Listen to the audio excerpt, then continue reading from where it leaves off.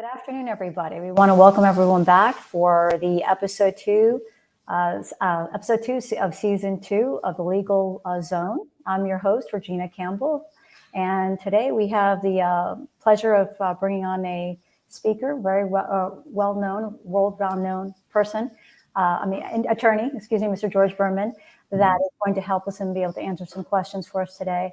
The topic is one of specific interest and importance related to international law and arbitration, and specifically the importance surrounding governing law and venue clauses. So Mr. Bermann, he's the director of the... Sorry, let me bring you in. I'm sorry, Mr. Bermann. He's the director. This is Mr. Bermann, as everyone can see on the screen. And Mr. Bermann is the director of the Center for International Commercial and Investment Arbitration at Columbia Law. Mr. Bermann is also a world-renowned authority on comparative law, European law, international trade contracts, world trade dispute resolution, and transnational litigation and arbitration in general law. Welcome, Mr. Bermann. Thank you. And thank you for coming on with us today. It's such a pleasure to have someone with your experience to shed some light on some of these issues. In general, we all know, of course, we all know that everything, as with everything in contract law, what you agree to in writing is what can make a difference, a world of difference. The written provisions in a contract are meant to embody the essence and the spirit of the parties, of what the parties have agreed to, and therefore, generally, most courts in the world, absent a public policy issue, will first review what the parties wrote or agreed to, so to speak, to determine how to apply different laws and what the parties intended. Since many countries have their own laws and governing body of law, the jurisdiction can make a monumental difference in how a contract is interpreted and enforced. So we brought you on today to help us, as not just lawyers, but of course business people, navigate these waters and the difficulties that exist often with not just including a governing law clause or a venue clause as well, but writing it properly and effectively. So we were hoping that you might be able to assist us today. One of the first questions. Okay, thank you. And by the way, yes, say hi. So one of the first questions is, though the requirements may vary from country to country. Oh, I'm sorry. Did you want to say something? Oh, no. Okay. No. Though the requirements may vary from country to country, what do you recommend a governing law clause must have? Okay, well, thanks for having me, Regina. It's a real pleasure. It's a subject I like speaking about. So let me say before I answer your question that on some of your questions, we will distinguish between litigation and arbitration because the circumstances are different in some respects. So from time to time, I'll drive a wedge between the two in answering you. But as a general matter, the choice of law clause, we'll start with those, will, of course, most importantly, designate the jurisdiction whose substantive law the parties are submitting to. I underscore substantive. That means the law governing the merits of any dispute that may in the future arise. Now, choosing a jurisdiction is more complicated than it may seem. Certainly in the US with a federal system, you're advised to choose a state law rather than US law, if only because we have no US law on many subjects, including tort and contract. So advised to select a state. You don't need to select a county or a city.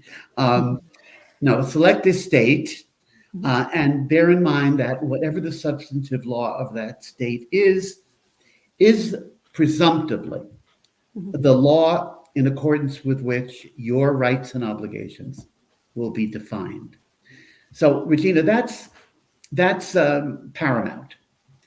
And we want precision about that. Now, there are some more narrowly gauged issues I'd like to mention that may not be as well known. First of all, it is desirable, if you are serious about the law, being the law you select, then you might want to avoid the risk, and this is fairly complicated, you might want to avoid the risk that a court will review the law you chose as including its conflict of law rules. Now, I'm not sure if that makes sense to everybody, but maybe I should elaborate a little bit. Yeah, please. Every jurisdiction has so-called choice of law rules, which means if the parties haven't selected a law, then that jurisdiction tells you what law will apply to that kind of case. Now, there are some countries in the world that say when you choose French law, first and foremost, you're choosing French choice of law, not French law. Yeah. It means that French choice of law might send you to Brazil. Yeah. I hope that's clear. Now, fortunately, there is a presumption that when you chose a law, you did not choose conflict of law rules of that state. And I think you'll agree with me, Regina, that that's a fair presumption. Yes. Yeah, definitely. When you're drafting your contract, you're lucky if you have a choice of law clause, but you're undoubtedly not going to think about whether you're choosing the conflict of law rules or the substantive law. So there's that strong presumption. But I will tell you that drafters of contracts try to leave nothing to doubt. And therefore, it's been very widely the practice to say any and all disputes will be decided under the law of Illinois without reference to its choice of law rules. Yes. Yeah. Notwithstanding the choice of law, choice of conflicts of law. Yeah. Skip that and let's go right to Illinois contract law. So there could be some surprises if you find that your contract gets governed by the contract law of a country other than the law you chose. The next most important thing is to designate the universe of disputes that are meant to be covered by a choice of law clause. Now, this will be also true of our choice of forum clause if and when we get to it. But they need to be interpreted. And depending on how the choice of law clause is drafted, it can be broadly or narrowly applicable. Let me be clear.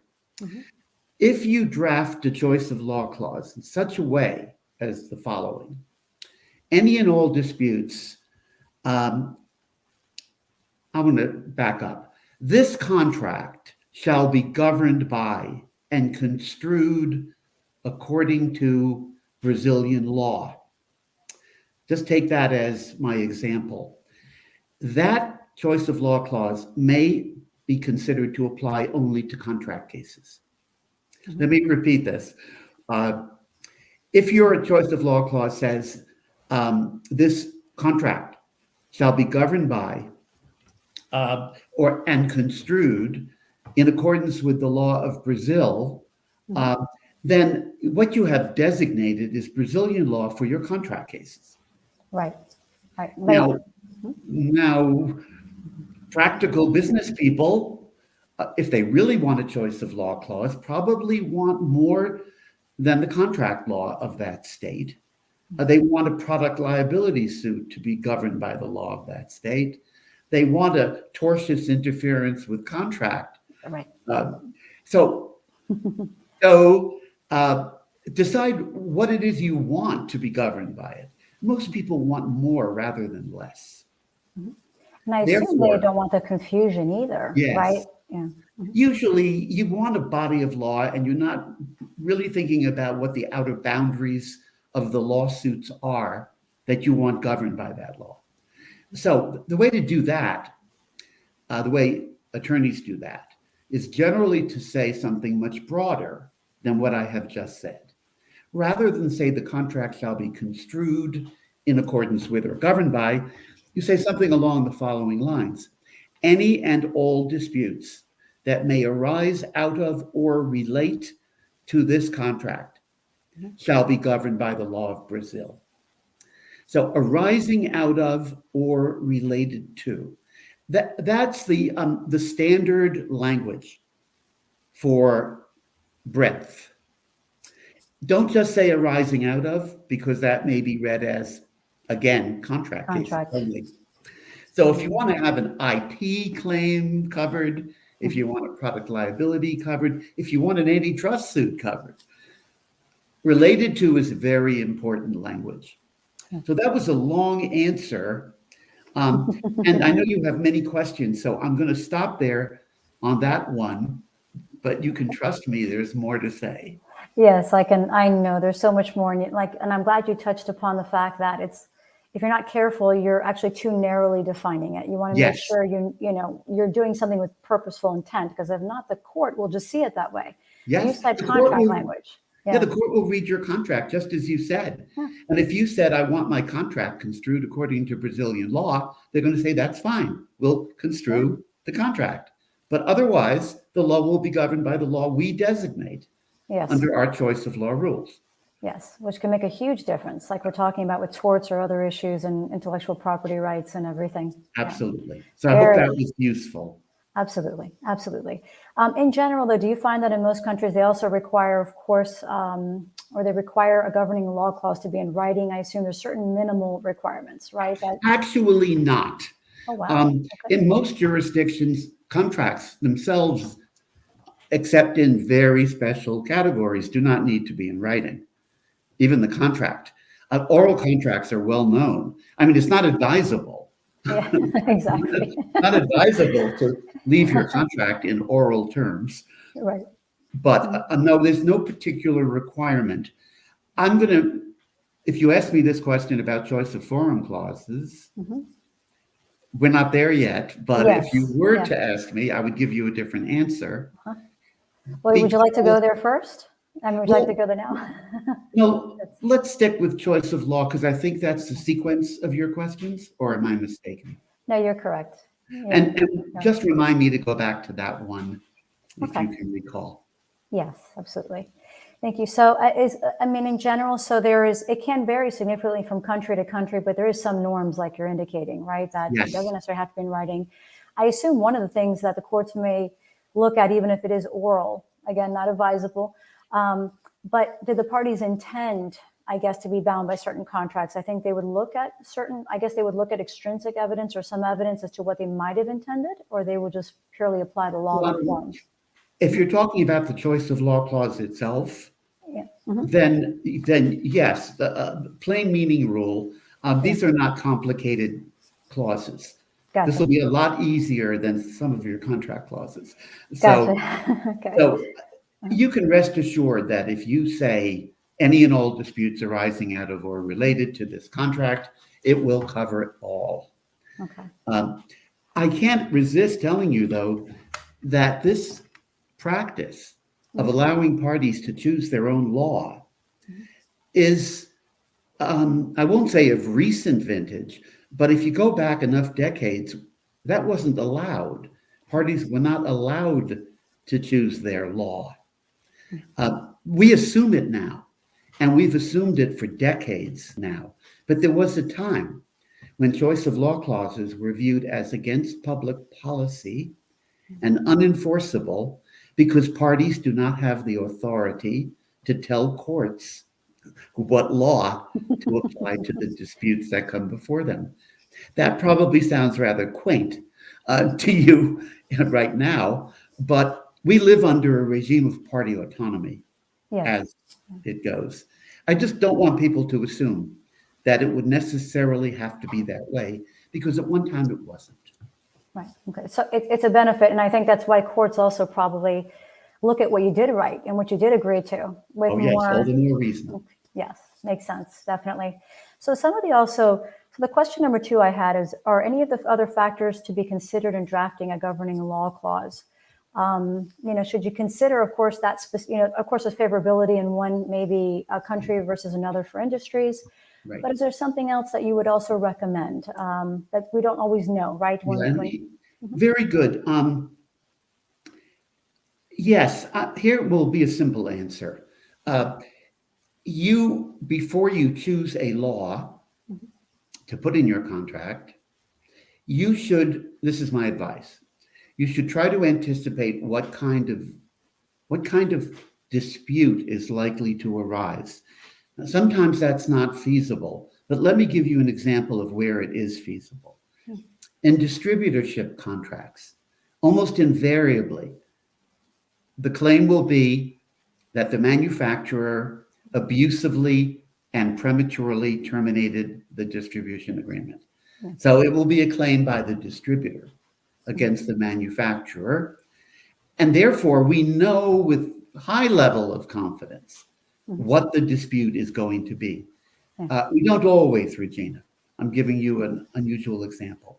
The more you can predict what dispute or what category of dispute is likely to arise, the more it behooves you to do some research. And because countries do differ in the extent to which they protect consumers, and on and on and on.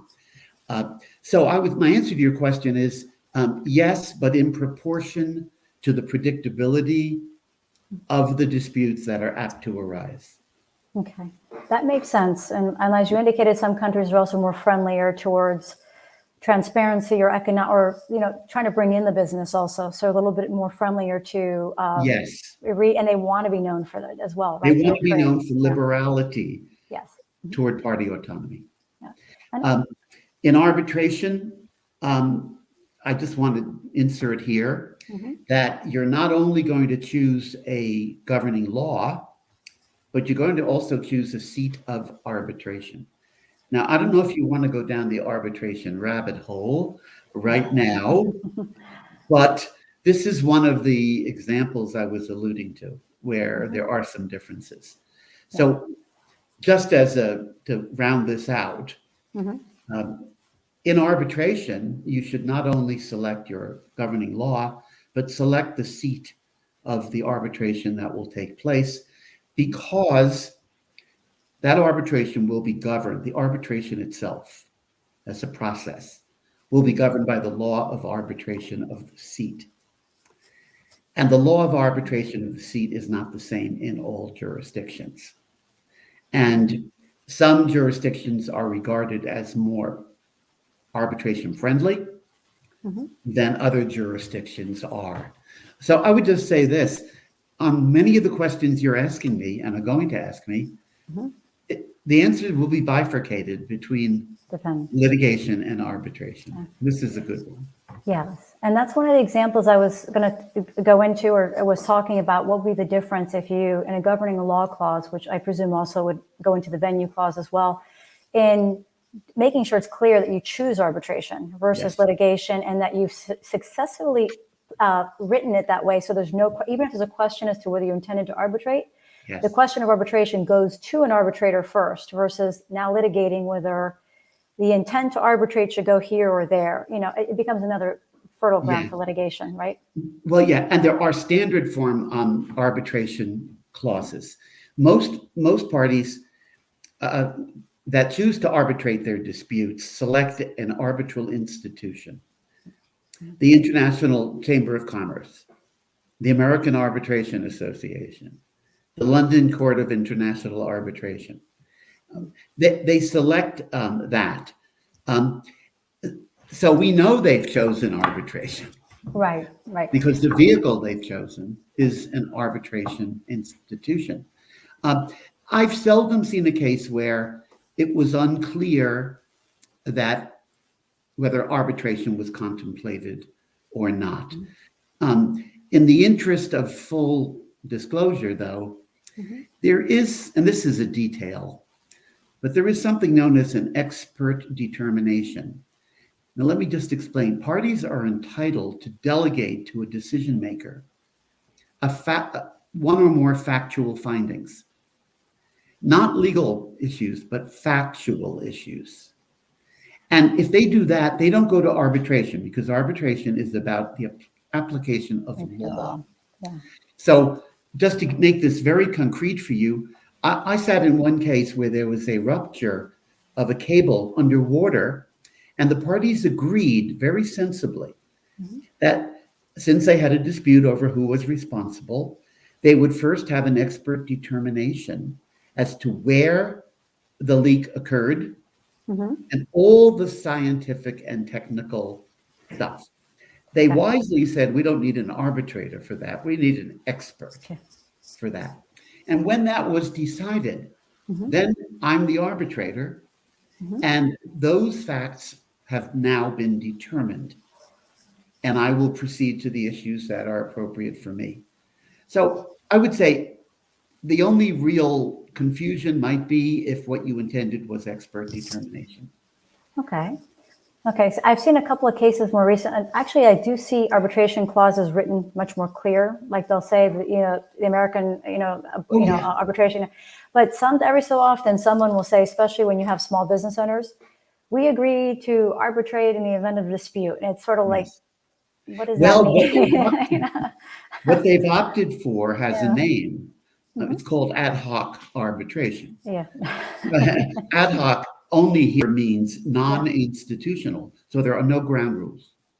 Right. And I think that segues to our next question, too, that talks about a governing law clauses. Can they account for the distinction of how, like, a forum country would apply procedural versus substantive? And then I think this is really fertile ground for the distinction between arbitration and litigation, right? Because in an arbitration, you're kind of already setting that the procedural rules are in place. Yes, yes. Right. Fair enough. So you're right in your questions to me to at least initially draw a distinction between choice of law clauses and forum selection clauses. And well-drafted contracts should have both. It shouldn't be assumed that because you chose a forum, that you chose its substantive law. Yeah. You simply chose its courts. Correct. Okay? So, Mhm. I mean, that's fundamental. So Yeah. basically, the jurisdiction whose law you chose will govern the substance of your dispute. The jurisdiction whose courts you chose will govern the procedural aspects of your dispute. And the courts of every country have civil procedure laws and rules. So the substance procedure distinction, which is sometimes discredited as, not as sharp as it sounds, is really critical here. Yeah. And you're right, if you choose arbitration, then you're not looking at civil procedure codes. Mhm. You're looking at the procedural rules of the institution which you selected, Right. and anything mandatory, meaning you can't contract around it, Mhm. in the law of the seat, the arbitration law of the seat. When you choose a seat of arbitration, you choose its law of arbitration. You don't choose its substantive law. Right. You choose its law of arbitration. Most rules in those laws are what we call default rules, meaning that you can contract around them. But if you don't, those are the rules. So party autonomy is really built into this very heavily. But in every jurisdiction, there will be something that will be deemed mandatory in the arbitration law. And you can't contract around it. And you can't contract around it. Okay. But I think to myself, because people they often overlook what one country can call procedural versus another, and it can make a difference in definitions of, I'm so. so glad you said that. Yeah. Really glad you said that. One of the issues over which there is a division of views among courts around the world that can be outcome determinative is the statute of limitations. Now, this is really remarkable. Yeah. We teach our students in the United States, and they learn that the statute of limitations applicable to a dispute is the statute of limitations in the forum. It's procedural. Right. That's just what we do. We say it doesn't matter what the governing law is. It could be a French law dispute, but if it's coming into a New York court, it's New York statute of limitations. That is a minority view around the world. Most jurisdictions in the world, I think rightly, but that's my opinion, take the view that the length of time within which you are permitted to bring a lawsuit is inextricably related to what your rights and obligations are. It's almost part of the definition of your right and obligation. And people from those many, many, many jurisdictions cannot wrap their arms around the idea that we think the court should be supplying the statute of limitations from its own law and applying it to a dispute governed by the law of another country. So I couldn't give you a better example of what you have just said, which is characterizing an issue. One further example, remedies. There are some courts in the United States that, again, they think, well, we'll get your rights and obligations from the law you chose, but we'll decide under our law the remedies you're entitled to, because remedies are procedural. Other countries can't believe that. They think the remedy is indistinguishable from the right. It's true. From the harm. That is my view, but it's not the prevailing view in this country. But what a difference it can make. What a difference. Yes. And then if you don't know better and you choose a particular, okay, let's use New York law, and it changes. The statute of limitations are used to something different. There's a case I've become familiar with, and it's a defamation case. And the statute of limitations on defamation in New Jersey, because it was arising in New Jersey, is 1 year. Oh, wow. Okay. But the defamation occurred in Belgium, if it was defamatory, and the statute of limitations is 30 years. Wow. Okay. So have I impressed upon you that it can make a big difference, and remedies as well. Yeah, that makes all the sense in the world. What kind of damages you're entitled to, and also if you're entitled to injunctive relief. Exactly. Are you entitled to specific performance? Are you entitled to punitive damages? Just on and on. Yeah. And I think some of those things also, like you were saying, when you're planning and doing research on something that's important, if a client has a particular concern or heightened risk in a transaction, think about how that's going to come about. That could help why you're drafting a clause or picking a certain forum. Things you understand these things. Unfortunately, that doesn't happen as often as we'd like. I mean, contracting parties don't know who's going to be the claimant and who's going to be the plaintiff and who's going to be the defendant ex ante. Yes, yeah. They don't know. Yes, it's true. I mean, I'm sure even the car manufacturers and the large multinational corporations, they wish they could kind of foresee things a little differently. But they don't know, and their interest would diverge on any given issue, depending upon whether they were plaintiff or defendant. You're exactly correct. Yes, so I don't want to exaggerate the level of predictability.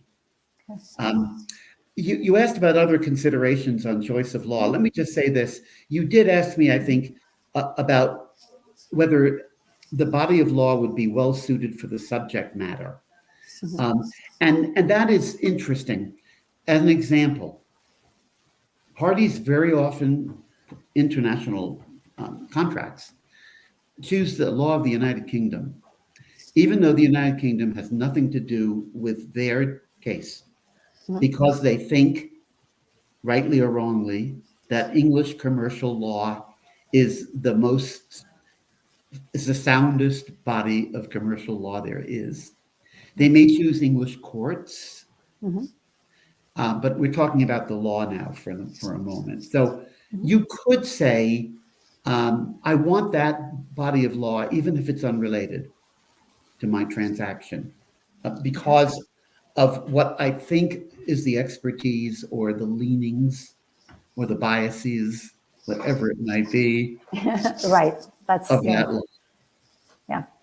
And in general, like, I guess the country might just be more welcoming for certain either industries or certain transactions, and then you say, okay, it's kind of like Delaware, Yes. So they're just very well versed, and people would rather bring especially shareholder actions and stuff. Exactly right. Yeah. So that's in terms of the choice of jurisdiction whose law you want. Yes, definitely. So that kind of leads us also, and a lot of this has been intertwined, because when you think about governing law, some people don't always connect governing law with venue. And I think we've already given a couple examples as why it can make a big difference.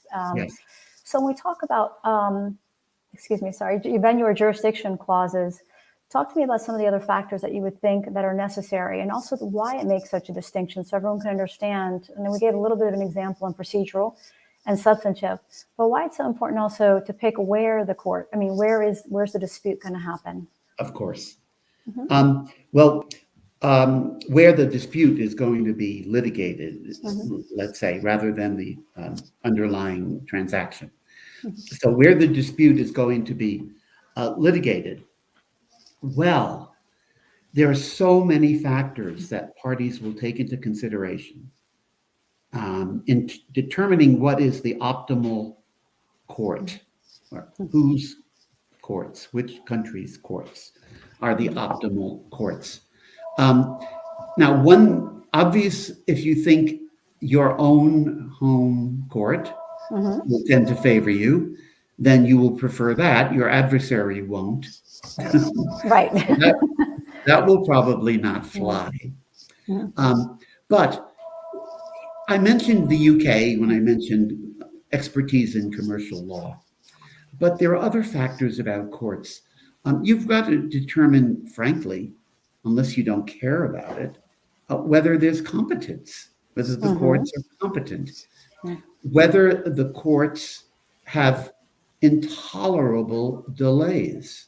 Exactly, yes. I don't want to name names, but even the people from India are very quick to say that the delays in the Indian courts are colossal. So you have that. It doesn't help if it's too long. It may help the defendant, but it doesn't help. It doesn't help the plaintiff. There is concern about corruption. And I know many horror stories about choosing a jurisdiction whose courts end up being demonstrably corrupt. So there are a lot of those considerations. If you have counsel, in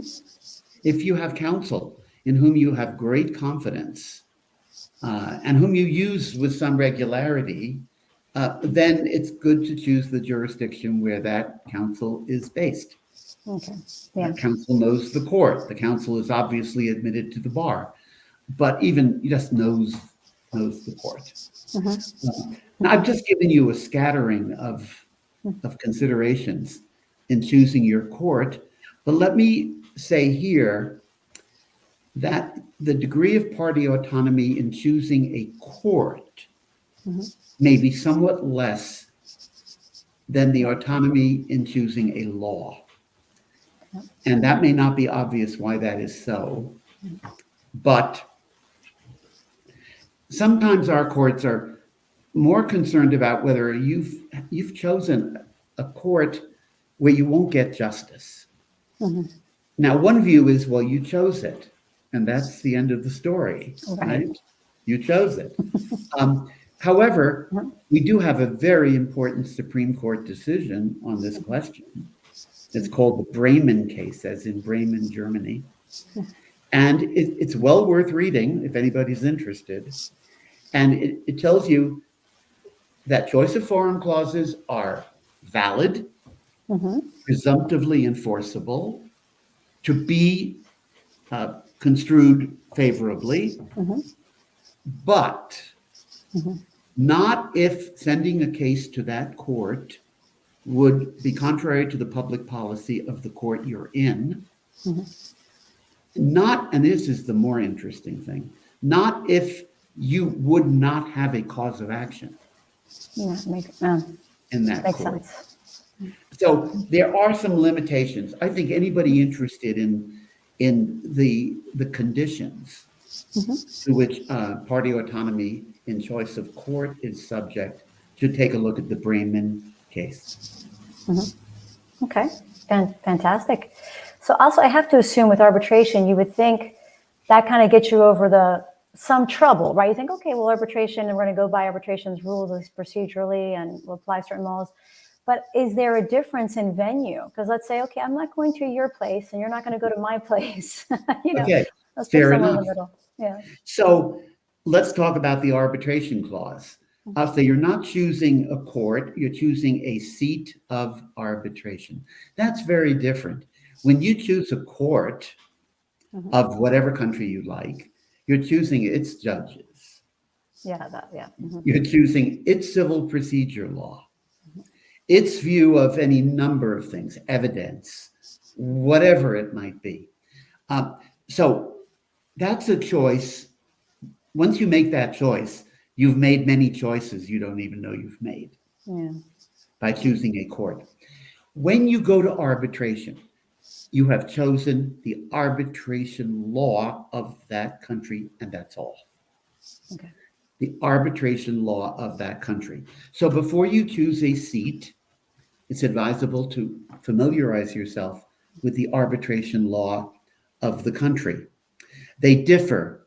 There is a model law that has been widely adopted, drawn up by the United Nations, that many countries have enacted with or without modification. So you really want to do that. And you want to bear in mind that an award that has been rendered at the seat is subject to annulment by a court Yes. at that seat and only at that seat. So when you choose a seat, you're choosing the arbitration law and the court that will have the power to nullify the award. Now, whether you care about that or don't is another matter. But most people are assumed Mhm. not to want a jurisdiction whose courts Mhm. are going to treat with what they regard, Hostility. with Mm. disrespect or Yeah. frivolity, the Yeah. award rendered on its territory. So that's an interesting Mhm. consideration with respect to arbitration. And I want to repeat that the law of arbitration usually tells you very little about how the arbitration is to be conducted, Yeah. but the institutional rules do. They are a kind of code of civil procedure The same procedure, yeah. for the arbitration. When you indicated, I always think to myself, okay, it's the arbitration law of the forum, and you don't quite always think about the country it does. It has to be validated or can be converted to a judgment in that Yes. country. We don't think about that we just assume it's a given a lot of times. Well, That's a very good point. the law has evolved in this respect. There was a time when, if you won an award in country X, in order for it to be enforced anywhere else in the world, you had to convert it into a judgment by a court of country X. We don't do that anymore. That's been eliminated by an important, vital treaty to which we're a party called the New York Convention on the recognition and enforcement of foreign arbitral awards. And that makes it very clear that the award does not need to become a judgment in order to be exported. So the award travels. And where it is going to be enforced, it may need to become a judgment. So it needs to become a judgment where it is going to be enforced, not where it was rendered. Okay. So But at one technically, time, it had to be at both places. both places, okay. Because that comes into question. So that court still that receives the incoming arbitration award, I assume for the most part, I know most countries are more friendlier in recognizing them if it's been done with proper procedure, but I assume it still has the right to say, oh, no, we're not going to recognize it. Yes. We don't think you had jurisdiction when you got the original, whatever, Yes. for whatever reasons, right? Well, your instinct is correct. Okay. The convention I just referred to, which is really all important, the New York Convention, Yes. which has over 160 signatory states. It's one of the most widely ratified conventions in the world. That convention obligates the courts of every signatory state to give full force and effect to awards rendered outside that state. Most countries have demanded reciprocity, so only awards rendered in other countries that have signed that convention, subject to 7 exceptions. Okay. 7 exceptions, 5 of which parties are expected to raise, and 2 of which are considered so important that the court can raise it on its own. So it's very discreet. We know the 7 grounds. I'd be happy to go through them, but you probably don't want me to. If you want to go through them quickly, it's actually very interesting, especially since Okay. I think you helped write a lot of that, the New York Convention, right? The treaty itself. You Yeah, I mean, participated in it. it's a very short convention. It's an easy read. So the 7 grounds quickly. The first is the one you've already mentioned. Okay. The arbitration agreement is invalid. If the arbitration agreement is invalid in the judgment of the enforcing court, the award is as well. Second, let's call it due process. Was due process respected? If not, the award can be denied enforcement. Third, did the arbitrator or the tribunal exceed its authority? Did it decide a dispute falling outside the scope of the arbitration agreement? Okay. If it did, it won't be enforced. Or to the extent it did, it won't be enforced. Fourth, did the tribunal disregard any, now it's going to have to be important, any important procedural decision the parties had reached? Okay. Did the tribunal respect the parties' procedural choices? Okay. Fifth, this is a fascinating one. You can deny enforcement if the award brought to you was in fact annulled by a court at the seat. Oh, wow. Okay. So if the award was annulled, we just talked about that. Yes. Yes. If the award was annulled at the seat, that's a ground on which you can deny enforcement. Now, those are the 5 that you will waive if you don't raise them. The other 2 are considered to have, well, literally a public policy dimension. Yeah. So one of them is public policy. What are the values? What are the values that are held in such esteem, are considered so paramount in the society in which the enforcing court sits, that it will not enforce a particular award? Looking for an example, maybe you have an award based on a violation of a contract for trafficking in human beings. Yes. Okay? Imagine. Yes. Imagine. I think there are contracts. Yeah, I mean, that happens and deals are made. They may be oral. Right, but you're yes, yeah. But there are agreements. There's no question about it, sadly. Yes.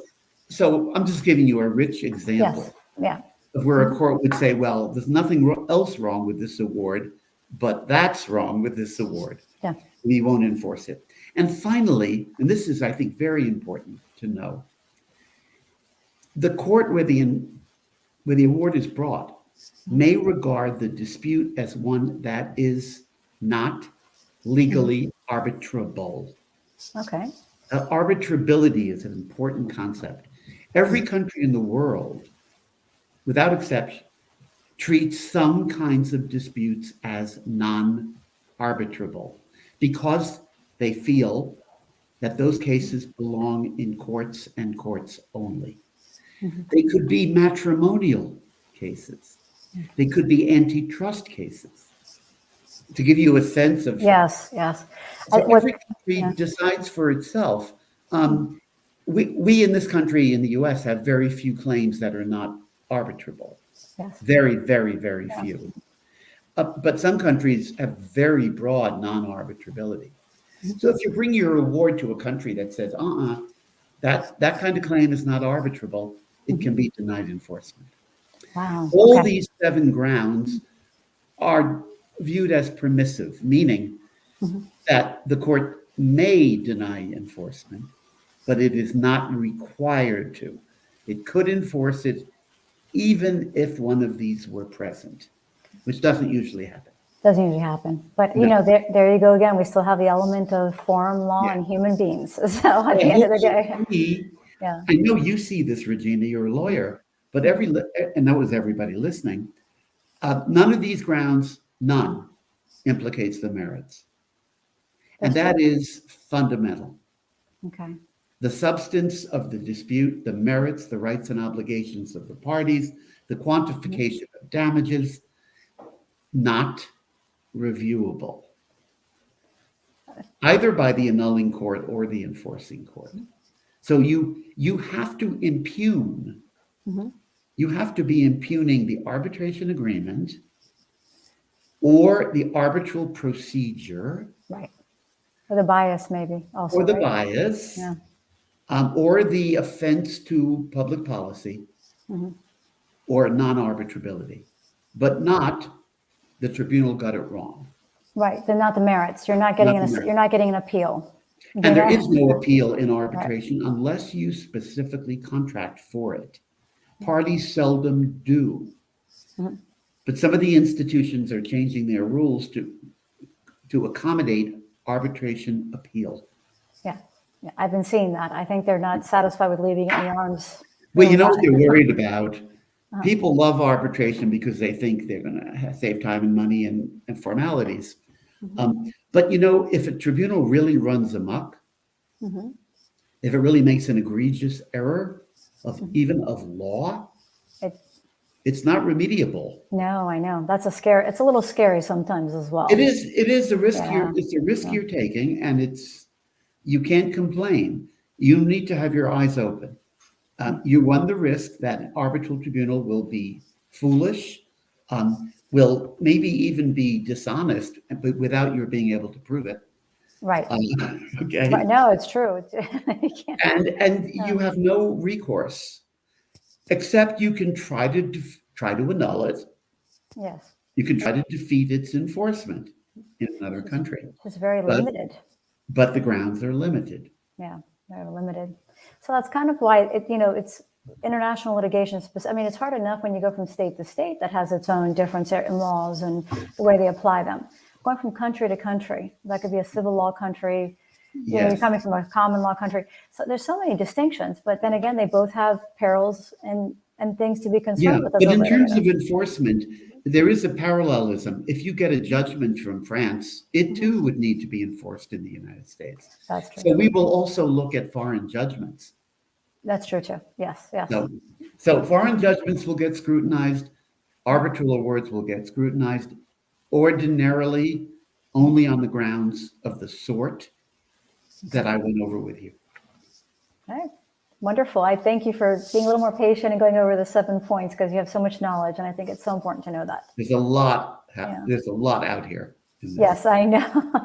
I know we could talk for days. I know it's like trying to pinpoint here and there, but at least it gives us a broad overview and some examples specifically on how it can make such a difference on how these clauses affect. And can be outcome determinative in the extreme. Yes, which is ultimately what clients and lawyers are concerned about, of course, when you make these decisions. So, So I want to thank you. I just want to stress that the reason parties take the risk that arbitration entails is a number of reasons. I'll mention them, and then maybe I've overstayed my welcome. No, not at all. Not at all. Go ahead. It's thought to be less time consuming. That's subject to doubt. It's said to be less expensive. That's also subject to doubt, because the biggest cost is the lawyer, and you get the lawyer either way. Yeah. It's thought to be informal, but it's getting more and more formal. Okay. The real reason, I think, the durable reasons are, number one, you may not be able to agree on a forum, and you may very much worry about being sued in your other party's courts. That makes sense. So rather than choose England, which may not even take your case, they may say we're inconvenient or inconvenience. Yeah. Absolutely. Choose arbitration. And secondly, you can choose your own. You can choose at least one of your arbitrators. Typically, each party chooses an arbitrator, and either those two arbitrators or the institution or the parties themselves choose the chair of a tripartite tribunal. So when you go into a court, you get the judge you get. with the experience they have. Or don't have. Yeah, don't have, correct. Exactly. The expertise they have or they don't have, with the Yeah. intelligence they have or they don't have. Mhm. So a lot of time and effort is spent by parties and their counsel in Mhm. selecting an arbitrator, because they want an arbitrator who is, I won't say biased, because we don't want to say that, Mhm. but as is often said, is predisposed Yeah.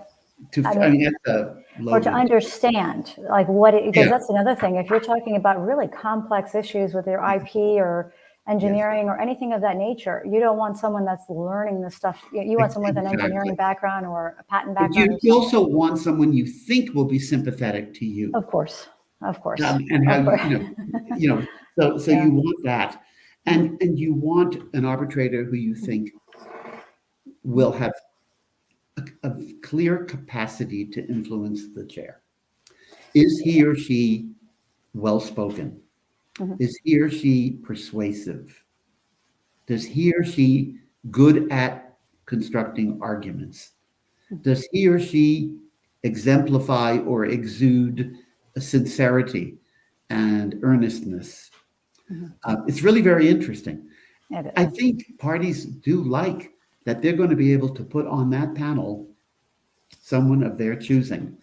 Yeah. And the only reason they can't is if there's a conflict of interest. Yes. And therefore, there will be disclosures required. Right. Right.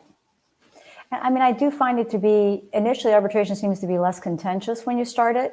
And then when you start fighting over, okay, there's limited discovery. And then it goes into, whoa, and then everyone starts fighting. No, it's as adversarial. Yeah. It's every bit as adversarial. I spent this morning seeking to resolve a nasty discovery dispute, and it's a nightmare. Yeah. There are counsel who will fight about everything, who will not give an inch, who will demand documents that they themselves would not produce. Yeah. So, yeah. Yeah. So, and it becomes, and then it's World War III there as well. And it becomes, I agree with you, arbitration can be fairly expensive as well. It can be very expensive Yeah. because lawyers charge the same rates. Yes.